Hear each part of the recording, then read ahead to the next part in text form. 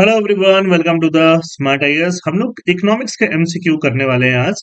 और आज labour day है तो आज हम लोग ऐसे एमसीक्यू करने वाले हैं नॉट डिजिटल बोर्ड पे। तो देखो, दो कॉन्सेप्ट होता है, आपने जरूर सुना होगा। एक कॉन्सेप्ट को हम बोलते हैं जीडीपी और एक कॉन्सेप्ट को हम बोलते हैं GNP. GDP and GNP, gross domestic product and gross national product. दोनों में डिफरेंस क्या होता है? डोमेस्टिक प्रोडक्ट मतलब किसी एक कंट्री के अंदर कोई चीज प्रोड्यूस हो रही है बाउंड्री के अंदर, तो वो क्या है? जीडीपी है। और जीएनपी मतलब जो कंट्री के सिटीजन्स हैं, बाहर से कुछ अर्न करके ले आए या अंदर से बाहर चला जाए, वो सब फैक्टर काउंट में लिया जाता है। मतलब जीडीपी में अगर नेट फैक्टर इनकम जोड़ दिया जाए, क्या जोड़ दिया जाए? Net factor income from abroad. Abroad से जो भी पैसा आ रहा है, जो भी पैसा आ रहा है, कुछ जाएगा भी आएगा भी, इसलिए नेट वर्ड यूज होता है, उसको ऐड कर दिया जाए तो क्या बन जाएगा? जीएनपी। तो gross national product is derived by subtracting net factor income from abroad. ये गलत हो गया, ये adding net factor income from abroad होना चाहिए था। और अगर नेट फैक्टर इनकम की बात कर रहे हैं, नेट फैक्टर इनकम, इनकम अगर आ रहा है तो ये ऐड होगा। और ठीक है, क्योंकि हम यहाँ पे बात किसकी कर रहे हैं? इनकम की कर रहे हैं, इसलिए सेकंड स्टेटमेंट क्या हो जाता है? हमारा रॉन्ग हो जाता है। Third statement, in a closed economy with no foreign trade or movement of labor capital, the GDP and GNP of a nation will be identical। अगर एक क्लोज्ड इकोनॉमी है, क्लोज्ड इकोनॉमी मतलब कुछ इंपोर्ट एक्सपोर्ट नहीं होता, कोई चीज वहां से बाहर नहीं जाती, कोई चीज वहां से अंदर नहीं जाती, है ना? तो फिर क्या होगा? जीएनपी और जीडीपी सेम ही होगा, क्योंकि net factor income from abroad क्या होगा? जीरो होगा। तो थर्ड वाला स्टेटमेंट क्या है? सही है। फर्स्ट वाला स्टेटमेंट क्या है? करेक्ट है। और सेकंड वाला स्टेटमेंट इनकरेक्ट क्यों है? क्योंकि यहाँ पे सब ट्रैक्टिंग लिखा है, तो हमारा जो ऑप्शन है वो ओनली टू वाला ऑप्शन क्या हो जाएगा? करेक्ट हो जाएगा।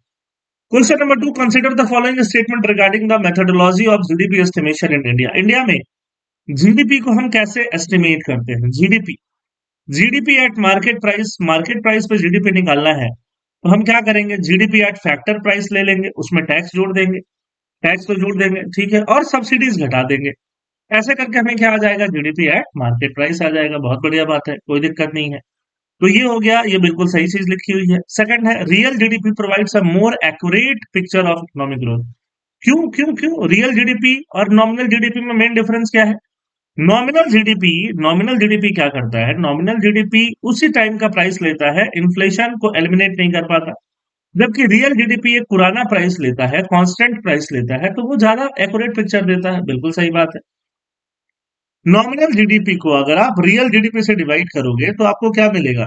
जीडीपी डिफ्लेटर मिलेगा। वही, अब नॉमिनल जीडीपी में क्या है और रियल जीडीपी में क्या है? प्राइस का डिफरेंस है ना? नॉमिनल जीडीपी में अभी करंट की प्राइस है, रियल जीडीपी में पुरानी प्राइस है। तो इससे इन्फ्लेशन का भी पता चल जाता है, और ये एक बेस्ट इंडिकेटर होता है इन्फ्लेशन का।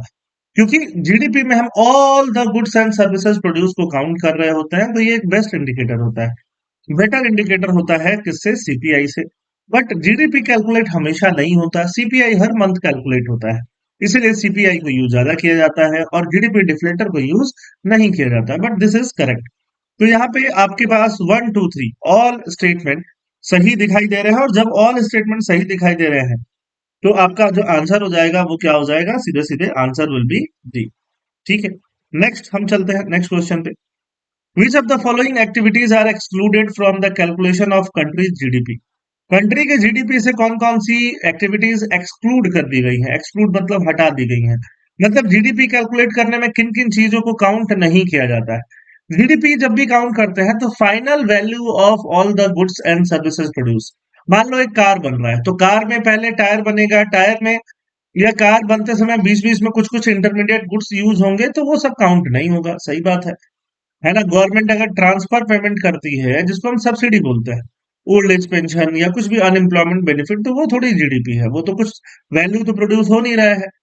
अनपेड डोमेस्टिक वर्क, घर पे कुछ काम हो रहा है ना? घर पे खाना बन रहा है, सफाई हो रही है, तो वो भी क्या है? अनपेड है, पैसा उसमें इन्वॉल्व नहीं है, वैल्यू उसमें इन्वॉल्व नहीं है, तो जीरो है। वो भी जीडीपी में काउंट नहीं हो रहा है। और सेकंड हैंड गुड्स भी दोबारा सेल हो रहा है, नया कुछ प्रोड्यूस नहीं हो रहा है, तो वो भी काउंट नहीं हो रहा है जीडीपी में। तो एक्चुअली इसमें चारों ऐसी चीजें हैं जो जीडीपी में काउंट नहीं होने वाली हैं, इसीलिए जो हमारा आंसर होगा वो आंसर क्या हो जाएगा? One two three and four. ये कौन से ऑप्शन में है? ये ऑप्शन है सी ऑप्शन। थर्ड का जो आंसर होगा वो क्या हो जाएगा? C option. ठीक है, क्वेश्चन नंबर 4 पे आता है इकोनॉमिक ग्रोथ और डेवलपमेंट। ग्रोथ और डेवलपमेंट में अंतर पता है आपको? ग्रोथ मेनली क्वांटिटेटिव होता है और डेवलपमेंट मेनली क्वालिटेटिव होता है। ग्रोथ जीडीपी के बारे में बताता है, ग्रोथ जीएनपी के बारे में बताता है, ग्रोथ नेशनल इनकम के बारे में बताता है। और डेवलपमेंट किसके बारे में बताता है? डेवलपमेंट ईज ऑफ लाइफ के बारे में बताता है, पॉवर्टी रिडक्शन के बारे में बताता है, अनएम्प्लॉयमेंट को कम करने के बारे में बताता है। इकोनॉमिक ग्रोथ इज प्राइमरली या क्वांटिटेटिव, सही है। इकोनॉमिक डेवलपमेंट इज क्वालिटेटिव, बिल्कुल सही है, first is correct. It is possible for a economy to experience economic growth without witnessing an economic development, बिल्कुल करेक्ट है। Indicator like human development index and gender inequality are tools use to measure economic growth. नहीं, economic growth measure करने के लिए क्या use होता है? GDP, GNP, national income. ये ह्यूमन डेवलपमेंट इंडेक्स किसके लिए यूज होता है? इकोनॉमिक डेवलपमेंट मेजर करने के लिए। जेंडर इनइक्वालिटी किसके लिए? डेवलपमेंट मेजर करने के लिए। तो थर्ड स्टेटमेंट को आप हटा दोगे तो आपके पास दो ही ऑप्शन जो होंगे, दो ही स्टेटमेंट क्या मिलेंगे? करेक्ट। फिफ्थ क्वेश्चन पे आता है इंक्रीमेंटल कैपिटल आउटपुट रेशियो क्या है? देखो, कैपिटल आउटपुट मतलब कितना और कैपिटल डालोगे एडिशनल, इंक्रीमेंटल की और इंक्रीमेंटल रेशियो आउटपुट बढ़ेगा, उसको हम क्या बोलते हैं? Incremental capital output ratio. ICOR measures the additional unit of capital or investment required to produce an additional unit of output। ICOR measure करता है एडिशनल यूनिट ऑफ कैपिटल और इन्वेस्टमेंट, जिससे कि एडिशनल यूनिट ऑफ आउटपुट क्या हो? Create हो। बिल्कुल सही बात है, यही तो डेफिनेशन है।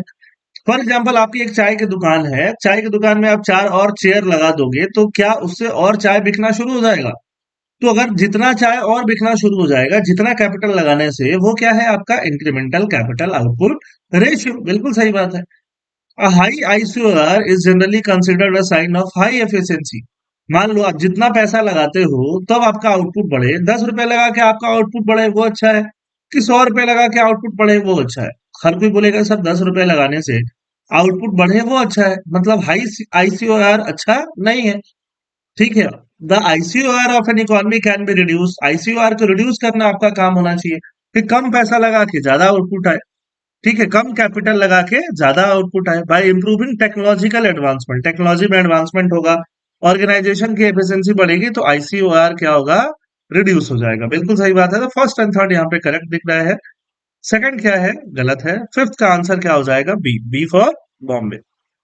क्वेश्चन नंबर 6 में आता है, देखो पोटेंशियल जीडीपी आप में से बहुत लोगों ने सुना नहीं होगा। ये मैक्सिमम जीडीपी का लेवल है जो विदाउट इन्फ्लेशन पहुंचा जा सकता है, बिना इन्फ्लेशनरी प्रेशर डाले इकोनॉमी पे जिस जीडीपी तक पहुंचा जा सके उसको हम लोग बोलते हैं पोटेंशियल जीडीपी। और जो अभी नॉमिनल जीडीपी चल रहा है या एक्चुअल जीडीपी चल रहा है और पोटेंशियल जीडीपी में जो गैप है उसको हम बोलते हैं output gap.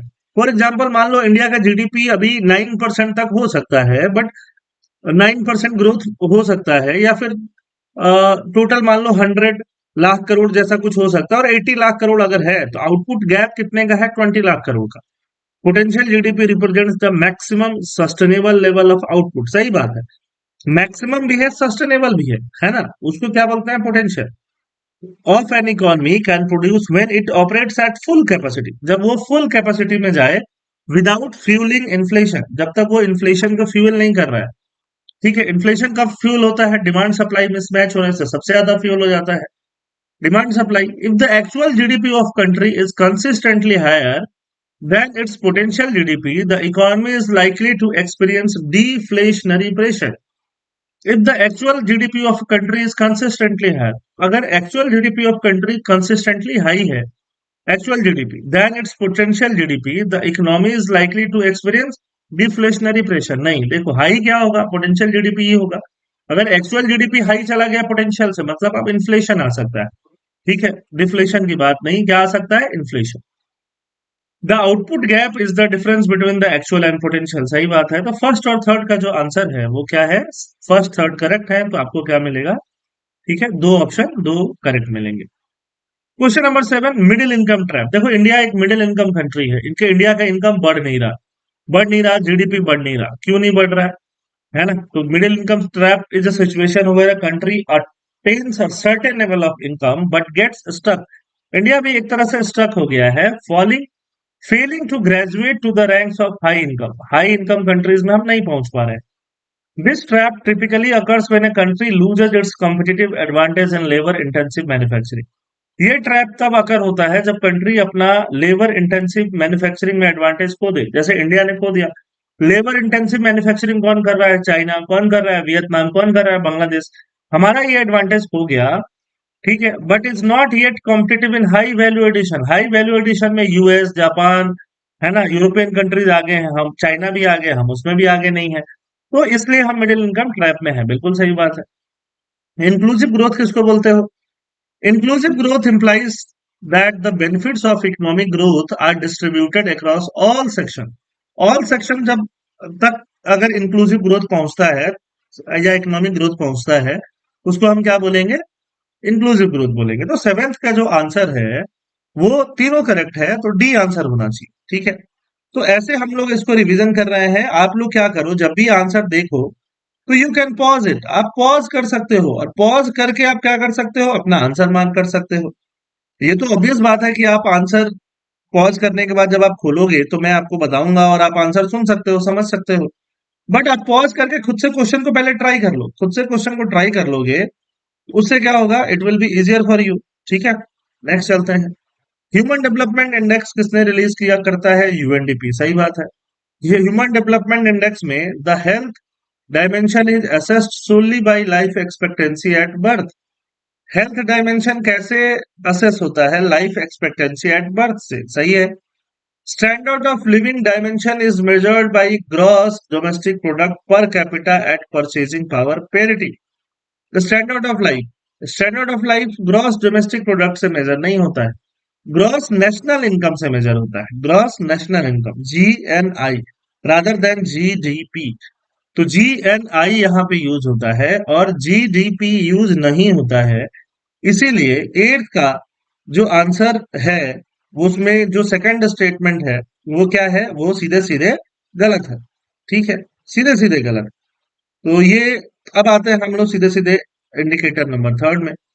The inequality adjusted human adjusted HDI accounts for the distribution of achievements within a country and is always lower than or equal to the original HDI. सही बात है। अगर इनइक्वालिटी एडजस्ट किया जाएगा तो ये एचडीआई के equal होगा या एचडीआई के क्या होगा? लोअर होगा। वो अचीवमेंट्स के डिस्ट्रीब्यूशन को भी क्या करता है? अकाउंट में लेता है कि इनइक्वालिटी की वजह से जो अचीवमेंट है वो किस तरह से हो रहा है। तो थर्ड भी सही है, बट सेकंड गलत था। वन थ्री, वन थ्री सही है, तो एट्थ का आंसर क्या बनेगा? बी बनेगा। अब देखो कुजनेट कर्व की बात करते हैं। कुजनेट कर्व देखो, जैसे जैसे इकोनॉमिक ग्रोथ होता है ना, वैसे वैसे इन्वायरमेंट का क्वालिटी पुअर होते जाता है, इन्वायरमेंट का पॉल्यूशन बढ़ते जाता है। बट जैसे जैसे बहुत बाद में जाके इकोनॉमिक ग्रोथ बढ़ने से इन्वायरमेंट वापस इंप्रूव होने लगता है। जैसे यूरोपियन कंट्री का देख लो, यूरोपियन कंट्री के पहले इन्वायरमेंट खराब हुआ, फिर वापस अभी इंप्रूव हो रहा है। ठीक है, तो स्टार्टिंग में जब भी कोई कंट्री डेवलपिंग फेज में होती है तो उसका इन्वायरमेंट पॉल्यूट होते जाता है। पहले चाइना का हुआ, अभी इंडिया का दिख रहा होगा, बांग्लादेश का दिख रहा होगा। इसको बोलते हैं हम Kuznets curve. Inverted U shape का कर्व होता है। बिल्कुल सही है। Environmental improvement is an automatic consequence of economic growth in the long run. लगातार इकोनॉमिक ग्रोथ होते रहेगा तो लगातार बाद में जाके आपका इन्वायरमेंट इंप्रूव होना शुरू हो जाएगा। It implies that for developing nation, a certain level of environmental damage is an inevitable stage of developmental process. मतलब ये बोलता है कि अगर certain level of environmental damage होता है वो डेवलपिंग नेशन को झेलना ही पड़ता है, और ये बात सही भी है। तो ये नाइन्थ जो है, इसके तीनों स्टेटमेंट जो है वो क्या है? सही है। Question number 10 and that is also the last question. साथ में असमिया मीडियम में भी यहाँ पे है, क्योंकि प्रीलिम्स जो इस बार आएगा वो असमीज मीडियम में भी आएगा। तो जो असमीज वाले स्टूडेंट हैं जिनको असमिया में क्वेश्चन पढ़ना होता है, देना होता है, आप यहाँ से इसको पढ़ सकते हो। With reference to the global multi dimensional poverty, global multi dimensional poverty index MPI was developed by UNDP. सही बात है। And Oxford poverty and human development initiative, ये भी सही बात है। इसमें तीन डायमेंशन यूज होते हैं, health, education, standard of living, ये भी सही बात है। और 10 इंडिकेटर, 10 इंडिकेटर भी सही है। अगर आप नीति आयोग वाला देखोगे, नीति आयोग में इंडिकेटर दो ज्यादा है, बट यूएनडीपी वाले में 10 इंडिकेटर है। दो होते हैं एजुकेशन में, दो होते हैं हेल्थ में, और 6 होते हैं आपका स्टैंडर्ड ऑफ लिविंग में। बट नीति आयोग वाले में क्या है? हेल्थ में 3 हो जाते हैं, एजुकेशन में 2 और स्टैंडर्ड ऑफ लिविंग में 7 हो जाता है, जिसमें बैंक अकाउंट भी ऐड हो जाता है। क्योंकि ये रिवीजन है, तो आपको समझ में आ रहा होगा। पर्सन मल्टी डायमेंशनली पुअर कब होता है? जब वन थर्ड, वन फिफ्थ नहीं, वन थर्ड उसका वेटेज ऑफ इंडिकेटर क्या हो? डिप्राइव्ड हो। तो थर्ड गलत हो गया, फर्स्ट करेक्ट हो गया। टेंथ का आंसर क्या आ जाएगा? बी।